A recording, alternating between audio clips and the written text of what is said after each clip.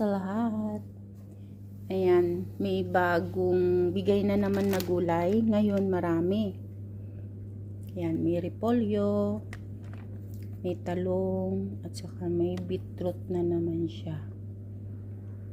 Ayan, bago na naman bigay. Tapos, ito sa isang plastic, sili. Marami na naman sili. At saka kamatis. Ang ganda ng kamatis, oh. Matitigas. Ba't kaya pinamigay nila? Hindi nila binenta, no? Yan. Tapos ito pa. May upo. Yan. Upo. Sa Pinas, ang mamahal ng mga gulay. Dito, pinamimigay lang. Mura ang gulay dito pag winter kasi dito sa bansang Kuwait. Tapos ito, may upong bilog. Ayan. Tapos, ito may labanos. May dahon pa yung labanos. Ayan guys. Marami. Labanos. May dahon pa siya. Marami to.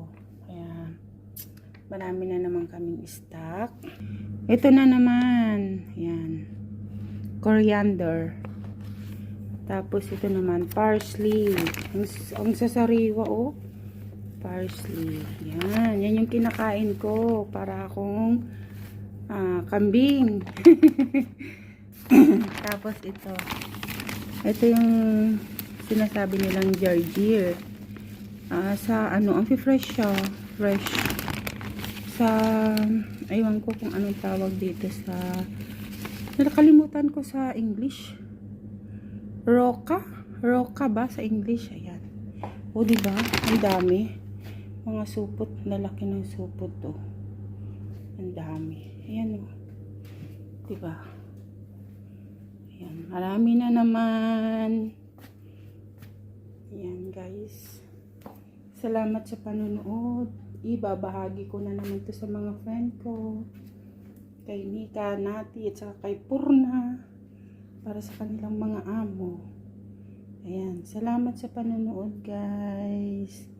Bye!